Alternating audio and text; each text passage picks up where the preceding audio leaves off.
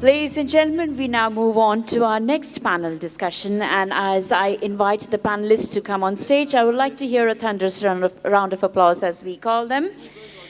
First one coming up is Dr. Sartaj Gill, the Senior Vice President at Mintra. Please welcome on stage, who will also be our moderator for this session.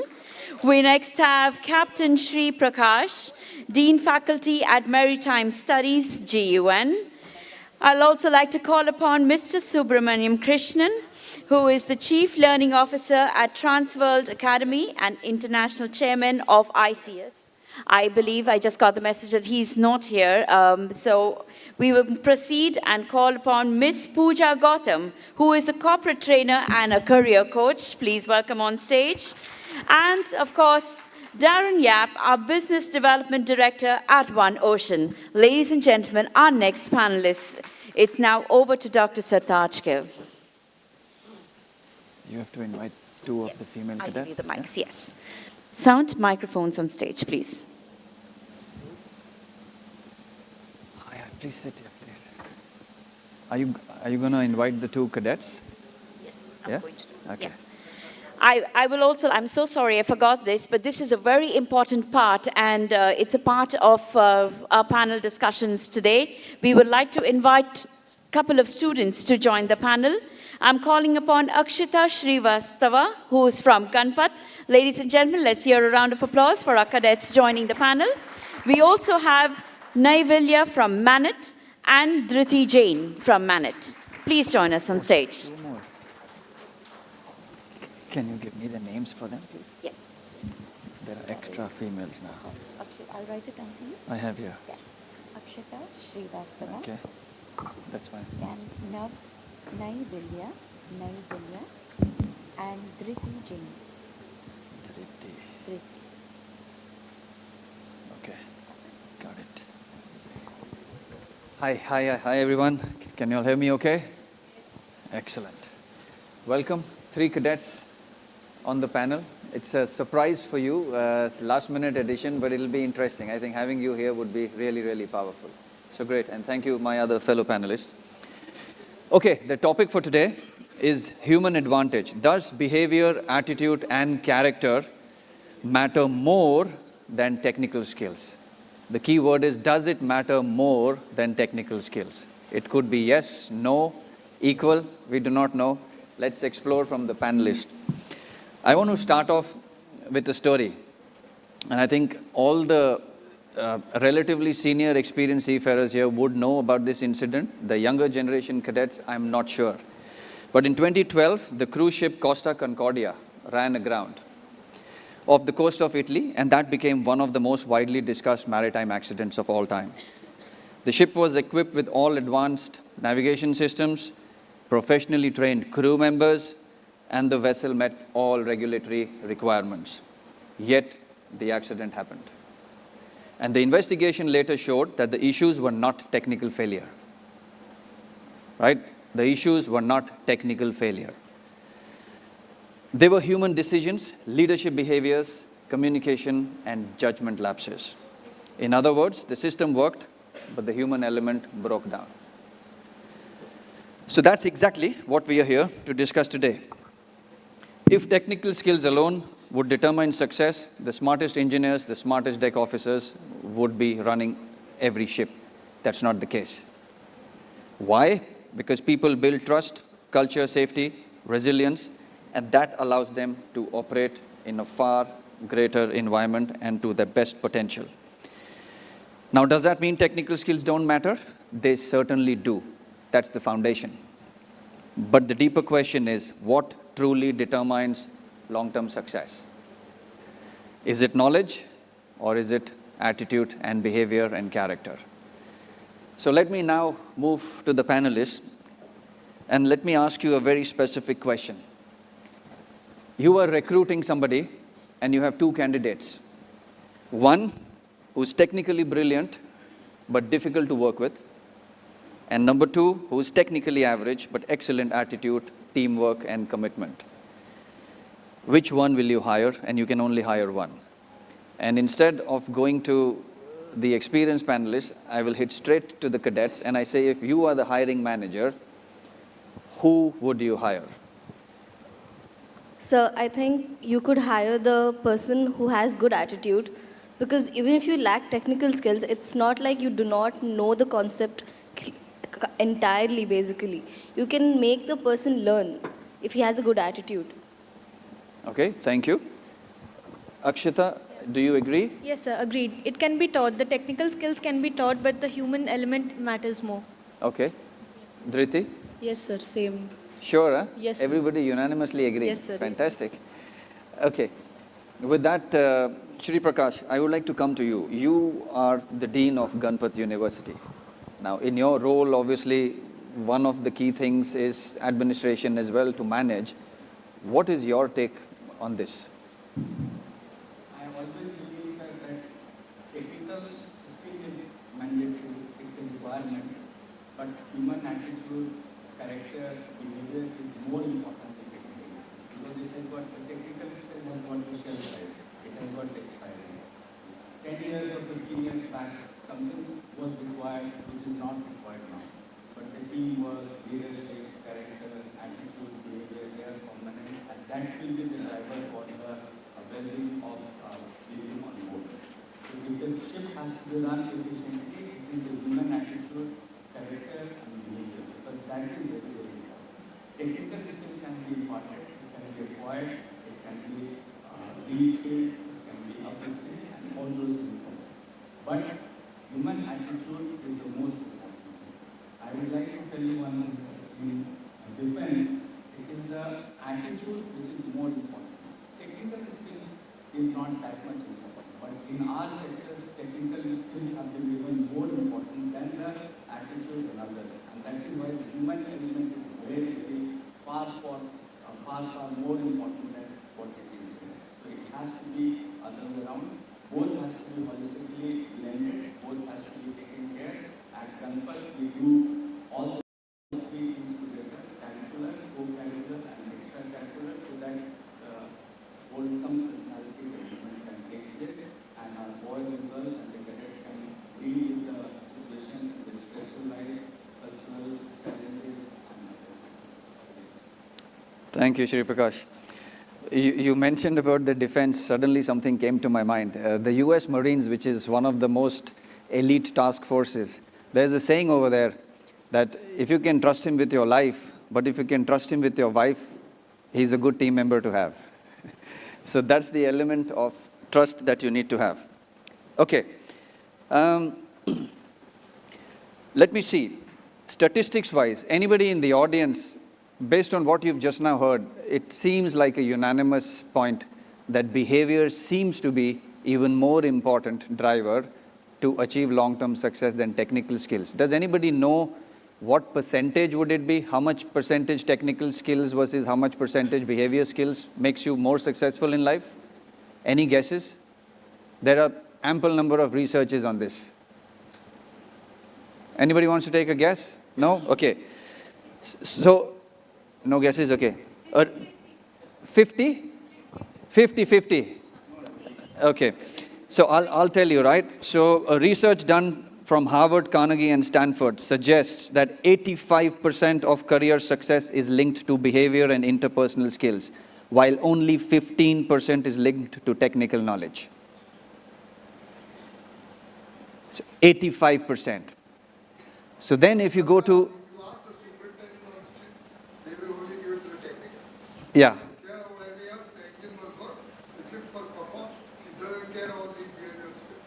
Correct.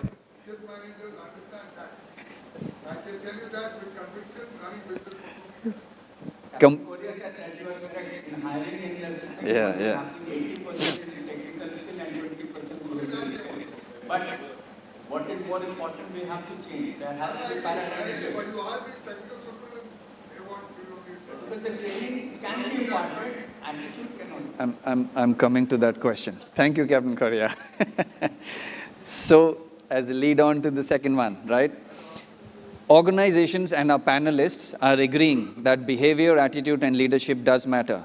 But when we look at recruitment, promotions, and performance appraisals, most systems are still rewarding technical skills. In my career as well, I have rarely seen an 85%, 15% split on behavior or technical. We are always talking about technical skills, safety, audits, inspections, but there is very limited focus. The limited focus is on communication, very broadly described, leadership, broadly described. There are no behavioral attributes added to those high-level competencies. So having said that, do you think we are doing enough? We are talking here saying behavior is important. Are we doing enough? Sir, at Campbell, we have started it. Technical skills are important because we have to pay more attention because we have to place them on board. As the Captain Korea was telling, most of the companies are going for technical skills and other things. But I firmly believe that policy development has to be intertwined with technical skills and attitude together. Policy development is a part of this, and the next decade or two decade will be a paradigm. Are you spending 85% of your curriculum on behavior training? Not Okay. really. Thank you for being honest. Pooja, now we've established this is important. A fundamental question to you from being outside of the industry, working with a lot of different type of businesses and industries. Have you seen a difference between maritime and non-maritime companies? Do non-maritime companies focus more on leadership attributes, behaviors versus maritime? Absolutely. I completely agree. Okay. In maritime, I have seen that the more focus is given on technical skills. However, when I see candidates outside the maritime industry, the HR people are focusing more on the behavioral attitude and the confidence level.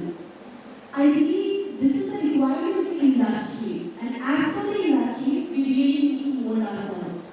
And when we talk about the maritime, I truly believe it's 50-50. So 50% technical skills are important, absolutely important. But at the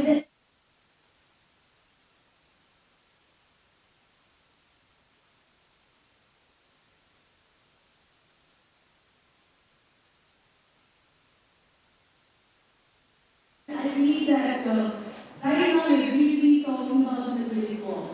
And there are certain, it's very sad to say that there are certain people who are stuck in that particular situation as well. But if in that particular moment, probably all of them would be very much skilled. But what is more required at that particular time is the right positive attitude. If they have the positive attitude and if you believe that yes, they can actually move ahead like a team together and get over any hurdle, any distractions coming in front of them, I think nothing can stop them to move ahead. Because in Gita also, it is said, Karmaniye Vadhikarase, Karmaniye Vadhikarase, Mahavesh Kadachana. So we need to perform our duty with the right intent instead of thinking about the result, what we get. Because automatically, when we start working together as a team with the right behavior and the right communication, we tend to get positive results. Thank you. Let me pose a leading question here. Can behavior and character training actually be taught? And why I'm asking you is that generally there is also a saying that after 8 years of age, the individual's belief system and character is already formed. So can you actually change somebody and teach somebody to change their character or behavioral attributes? And if so, how as an industry we can make that happen? Absolutely appreciated. I truly believe it. When a cadet comes into a maritime industry, takes an admission to start with the course, at that particular moment, that particular cadet needs to be taught from the beginning how they can work on their positive action and behavioral skills. कहते हैं कि marketplace में किसी भी नहीं होता, everybody has to learn how to change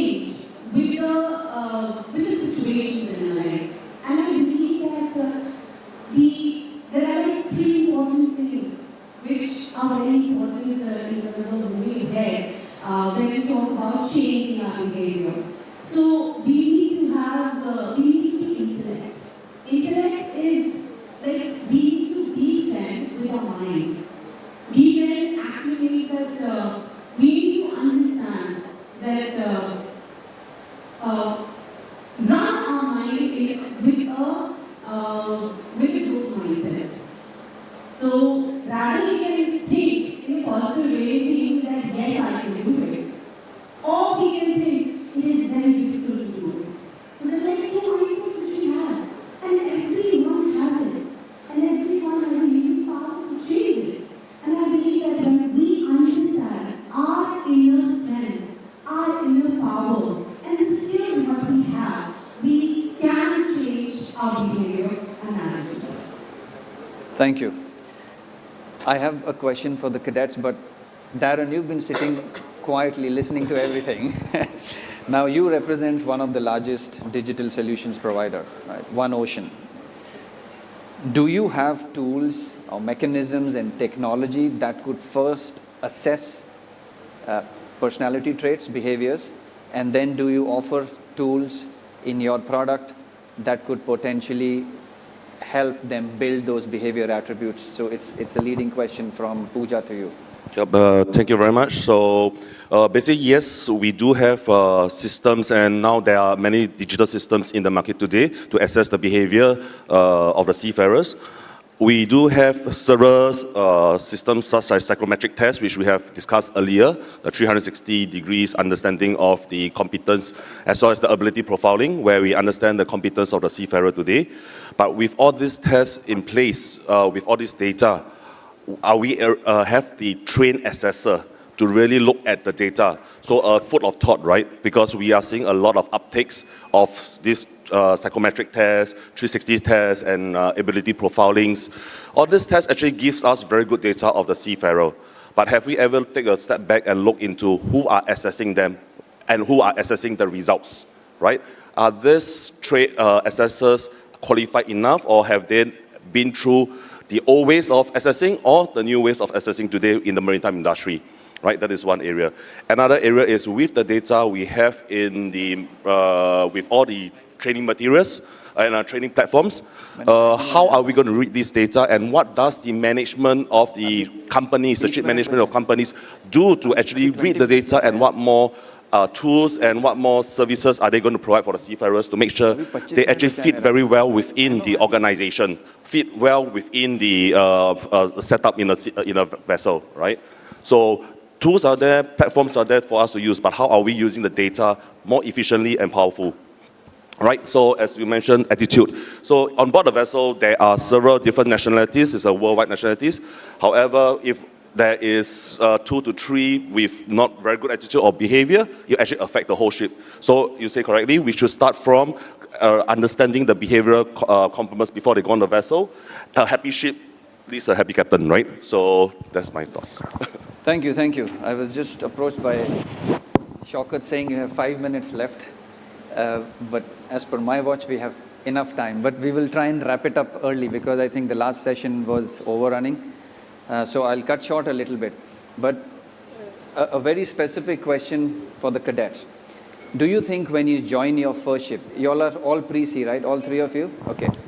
When you join your first ship, do you think you will experience a situation where you may feel that you know more than the second officer on board or the chief officer on board because you're freshly graduated? It isn't a trick question, be honest. Any one of you, otherwise I'll have to take a name. Any volunteers?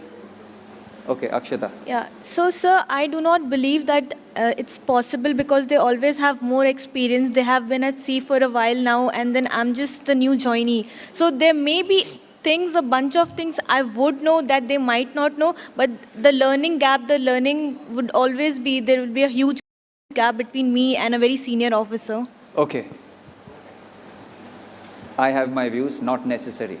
If you are then in a situation where you actually see that the senior officer is doing something wrong. So you can address it quite politely, be more polite. Maybe it's it's not that you're smarter. It's probably a mistake. Maybe you have to convey your messages politely to get your work done. Excellent. Good. Thank you very much. Have you faced that situation in your university or in your college? No, sir. Actually, if you have any doubt, we have been bugging teachers to complete our work done. So you keep bugging them with your questions so that they know you're quite interested in the topic.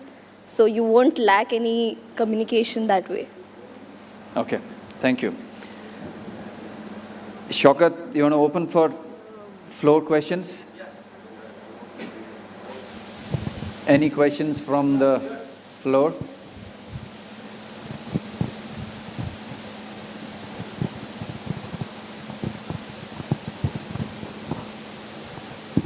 Yeah, hi, morning.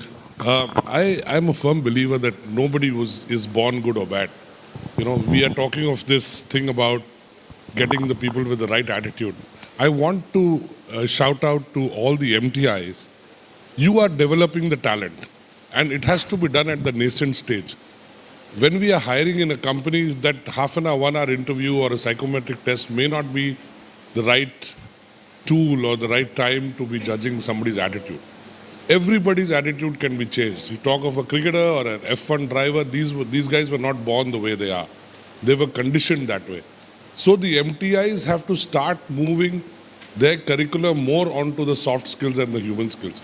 I think we are still somewhere behind on that. So everybody can be conditioned, everybody can be prepared. And one of the best examples that I see around us in India is how we do the training at NDA, the NDA cadets. All of them are conditioned so well that they are ready to go and fight for their country. That's the kind of conditioning and mental resilience we need to build in our young people who are going out to sea. Thank you. Thank you. That was more of a comment, but any reflections on that? Yes. Sir, we are under the process of changing our curriculum, in which we are going to change now from 80% of our curriculum on which was on technical and 20% on behavioral aspects. We will be going more on 50%, and we will be paying more attention. From this day, we have already started clubs. We are also meeting on Saturday for safety meetings, and Saturday we are also doing. As a Campus University, we have got added advantage because what is happening, our boys and girls are getting a lot of opportunity to participate in many university programs where they have to showcase their talent and also excel and enhance their personality. So that is one added advantage, but we will do it in a more of our curriculum which can be done. Thank you. Can we have a microphone? No, over there, yeah. Yeah, the lady has a question there.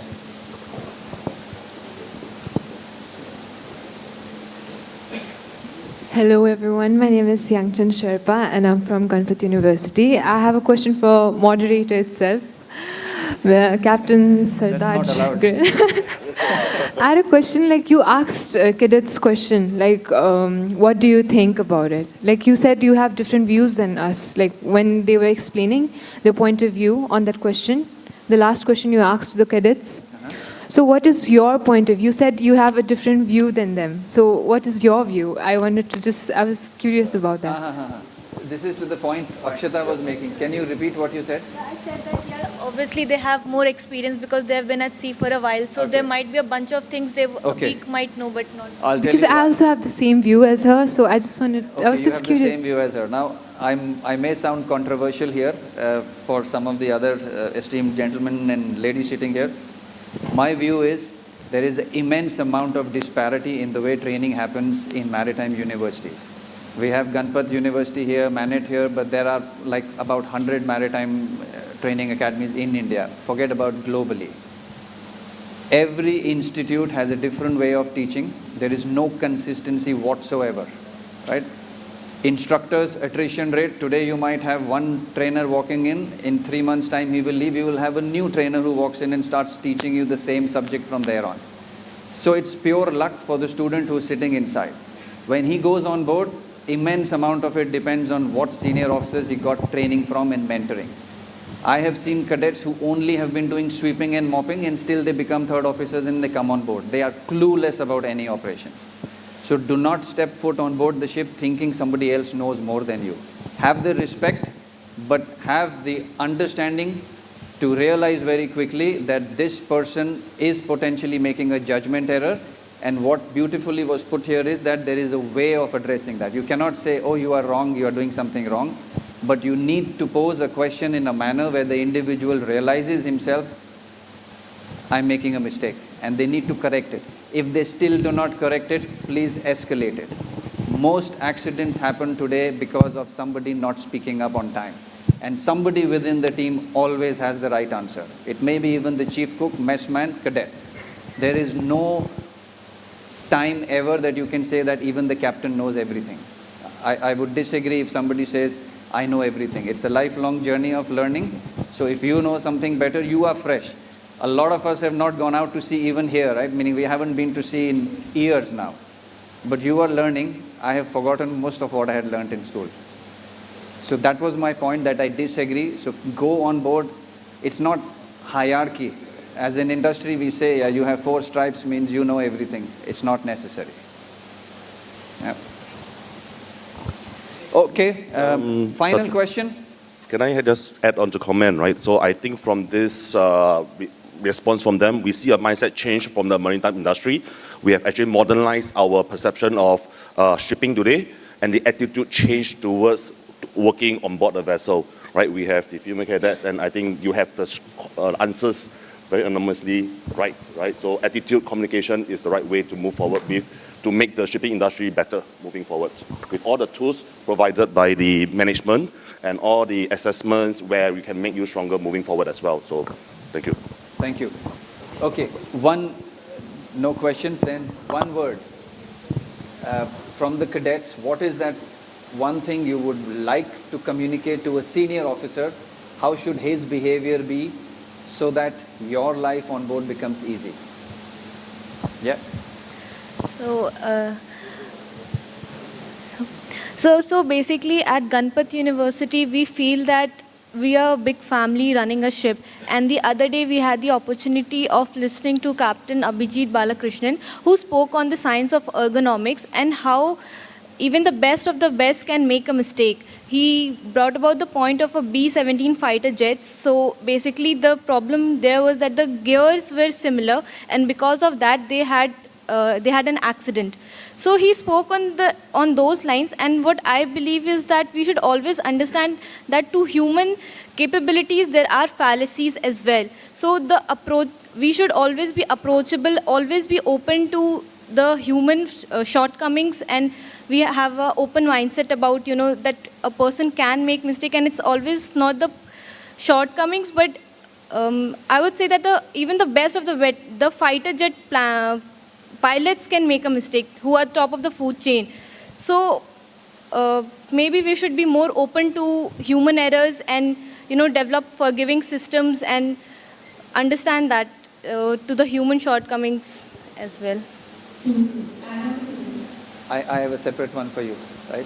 So cadets is done. For the other panelists here, one behavior attribute that if there is a cadet sitting here, you would want to tell them, start sharpening that skill now. Don't wait for somebody else to teach you.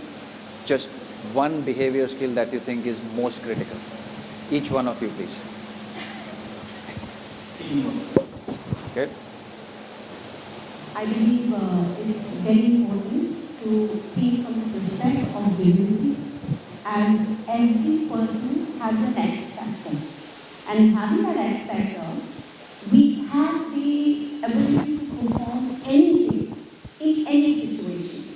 So rather be it a cadet or a senior leader, we need to think that this person is having that X factor which can be worked in a very positive manner. So I believe everyone has that ability, so let us just work on it and then we can move ahead. I think one of them is judgment. The reason I say that is because all decisions are made individually. So whenever you communicate, whenever you reach out to your seniors and officers, everything is based on your judgment. So don't let emotions cloud your judgment. Thank you. Thank you very much, everyone. Thank you, cadets. Really nice to have you here. And thank you, audience, for patiently listening. Thank you very much. Thank you. Thank you. Thank you, sir. With that, I'd like to Thank you, Pooja. check. I'd like you to please remain on stage. I would like to call upon Anna from Lloyd's One Ocean to please join us on stage to felicitate our panel. Also calling on stage Shri Satish Kamath, Deputy Chief Surveyor and Senior Deputy Director General Tech to please come on stage and felicitate our panelists.